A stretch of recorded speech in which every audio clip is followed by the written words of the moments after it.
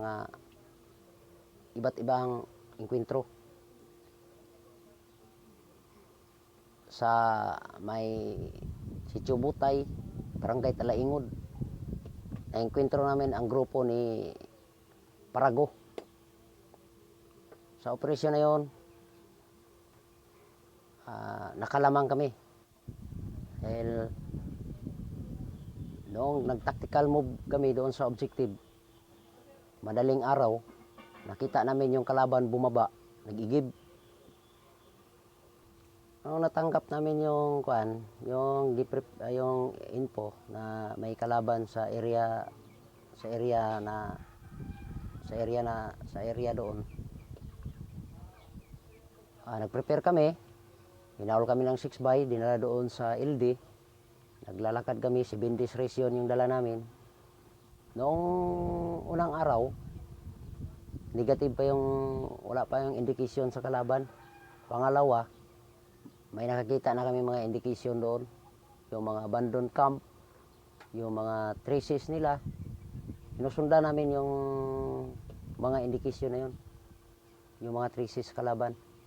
Hanggang pang 3 araw, nung naglakad kami, madaling araw, nakita namin yung sa baba ng high ground na naroon yung kalaban na gawa ng kampo.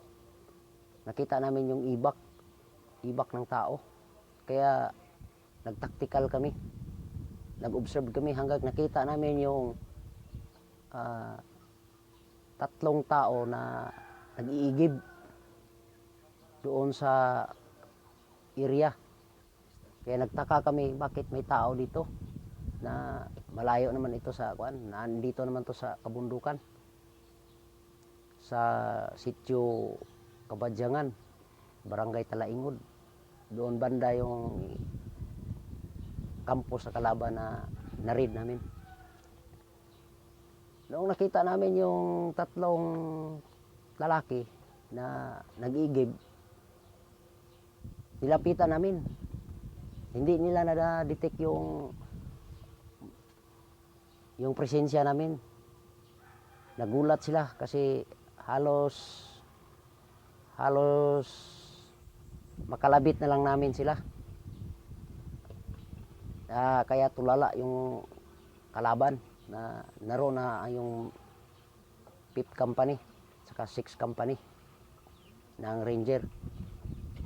Kaya ini-interrogate namin yung nahuli namin at saka umamin na doon sa high ground na nandoon na kami sa paanan, nandoon yung kampo nilang ginagawa pa. Paano nyo in-interrogate? Tinanong namin kung nasaan yung kasama nila dahil siyempre nagulat yung kalaban at saka sa takot umamin kaagad na hindi siya inamin niya kaagad. Kaya ginawa namin yung SOP doon sa kalaban na para hindi makatakbo, hindi makapagsabi doon sa kasama niya. Kaya noong positive na talaga na nandoon talaga yung kalaban sa taas, binaba namin yung mga backpack namin at ginagapang namin doon sa high ground hanggang nakarating kami doon sa pinaka-post kalaban. 3 post kalaban ang naroon. Yung isa kasalukuyang ginagawa dahil noong papalapit kami, narinig namin yung pukpok ng martilyo. Saka yung parang kubo na ginagawa. Kaya nilalapitan namin, ginagapang namin hanggang na kita namin na positive talaga kalaban. Kaya binugahan kaagad posisyon muna yung 5th company, ka-skirmisher. Lahat nakaposisyon na, yung 60 nakaumang na doon sa post kalaban. Hanggang Distansya. yung distance namin, yung magkakitaan lang kasi medyo masukal yung area. Madali, mga alas 6 ng umaga. Ang kalaban hindi nakaprepare. Kaya advantage namin, ginagapang namin. Kasalukuyang gumagawa sila ng mga kubo-kubo nila. May mga baril, nakita pa namin yung nakalapag yung 60. Tapos may M23, may M14. Noong medyo makompromise na kami, yung mga kalaban na naka-occupy doon sa high ground, more or less 80 ka tao nandoon sa taas. Paano mo i-describe? Yung doon sa, nung di pa namin nakita, yung high ground, yung high ground na inoccupy sa kalaban, ito yung high ground, nandito yung sa gilid, 3 post ang nakagwardya doon. Kaya nung ang gwardya sa kalaban medyo nakadetect na sa amin, binagbaga na namin hanggang nagpalitan ng putok. Umabot ng 1 oras at kalahati ang palitan ng putok hanggang na conquer namin yung mga post nila. Hanggang na recover yung putokan na yon. Nandoon yun, yung encounter na yun, nandoon yung commander na si Parago. Noong ina-assault na ng tropa, ina-assault na namin yung posisyon nila, nagsipagtakbuhan na yung mga kalaban, nagsipagtalunan na doon sa mga bangin. Iniwanan na nila yung 2 M14 nila na na-recover namin sa 5th Company. Noong narating namin yung pinakatuktok sa high ground, malapad doon, maluwang, tapos flat.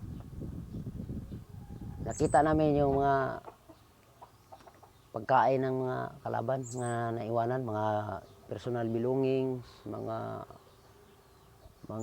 subversive documents, nagpapatunay na grupo ni Parago. Nag-withdraw yung kalaban. Noong nakuha namin ang high ground, bumaba sila doon sa may creek. Anong position mo doon? Ang time na yun? Isa ako sa team leader doon sa encounter na yun. Successful naman yung encounter na yun dahil nakarecover kami ng 2 M14. At saka yung may body counts at saka yung captured na 2. Yung captured na isa, yun ang gather, yung malaking katawan, yung nag-igib. Yung nahuli namin. Nung na-interrogate namin na nakapagturo kung saan yung kampo nila.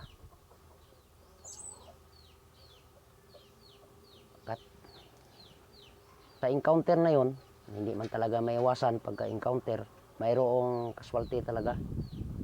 May wiya kami 2. Si Corporal Monte at saka si nalimutan ko ito isa katong nag-aul ba. Pagka-clear na sa pag-withdraw na sa kalaban, kiniklear namin yung area, gisearch namin yung area. Nakita namin yung mga iniwanan nilang pagkain nila, tapos gisecure namin ang area. Pagkatapos na nakuha ng kinuha ng chopper yung recover, tapos yung captured na NPA. Pagkatapos noon,